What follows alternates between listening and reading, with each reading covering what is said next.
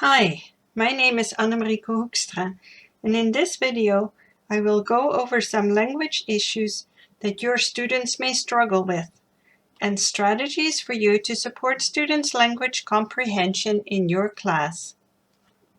Do you have students in your class whose home language may not be English?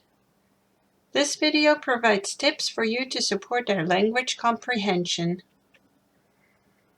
Students whose home language is not English have learned English as an additional language. They're also called EAL learners. In your classes, students whose home language is not English may struggle with speaking speed, pronunciation, unfamiliar expressions, and difficult words. Here is how you can help with each of these. When a native English speaker speaks English fast, someone whose home language is not English may have trouble identifying all the separate words in the series of sounds they hear. So be mindful of your speaking speed.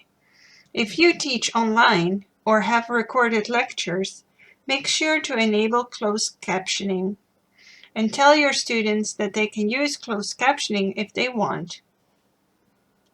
English language is spoken across the world, but may sound different on different continents. Students may know the words you use, but may not be familiar with your pronunciation of those words, and therefore may not recognize some words when you say them. To ensure that students can follow along in your class, consider providing your speaking notes and/or the slides that you use ahead of time so that students can go through it prior to class and look up unfamiliar words. Another thing you can do when you are teaching online or have recorded lectures is using closed captioning. That can help a lot. Finally, when you introduce important new concepts, you can show the spelling of the word while you pronounce the word so that students can tie your pronunciation to the spelling of the word. More about that later in this video. Students may not be familiar with the words that you're using, and the more culture-specific the words are, the more trouble they might have understanding them. So avoid non-essential expressions and idioms. And when you do have a reason to use an expression, explain what it means. Examples of idioms are every cloud has a silver lining, getting a taste of your own medicine, or letting you off the hook. While it's great to bring humor to your course delivery, some jokes may make learners who don't have English as their home language feel excluded from the learning because the joke may be based on language puns or culture, such as movie references that they may be unfamiliar with. Even examples you use in class may be unnecessarily linked to events that only locally raised students would know about. So be mindful of the examples you use.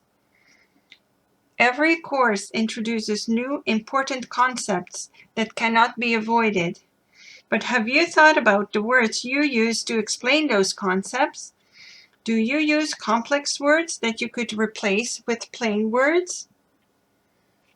Have a look at this list, for example.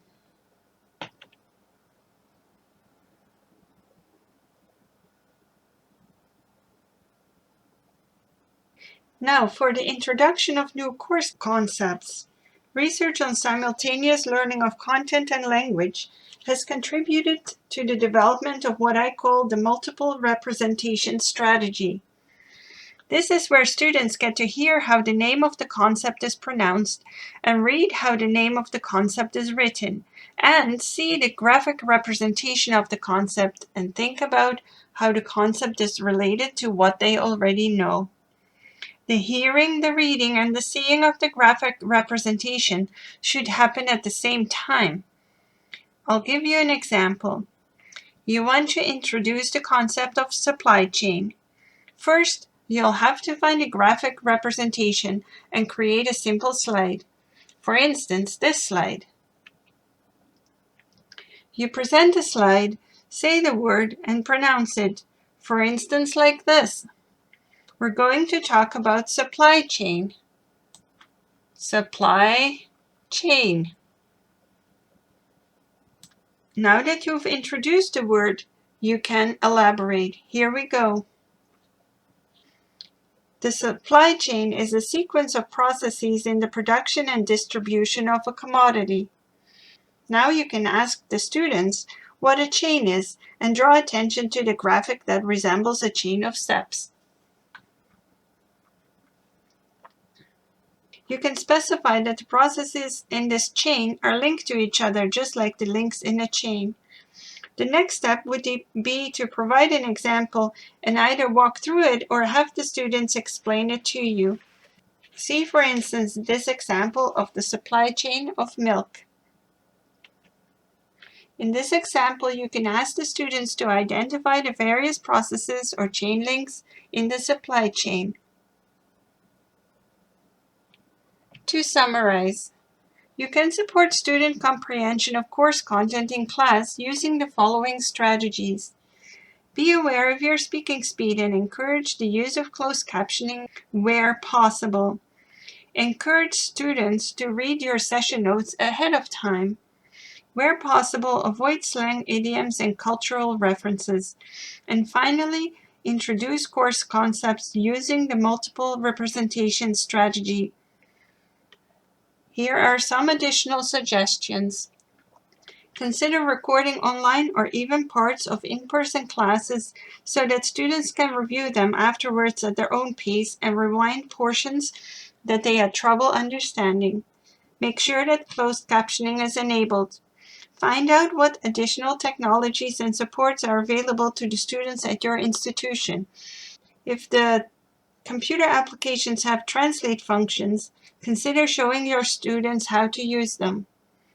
All in all, if you make a few of these changes that were listed in this video, you'll see that your sessions become more accessible to students whose home language is not English, and you'll find that the strategies will also support the rest of the students in your class.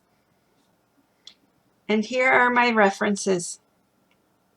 Thank you for watching.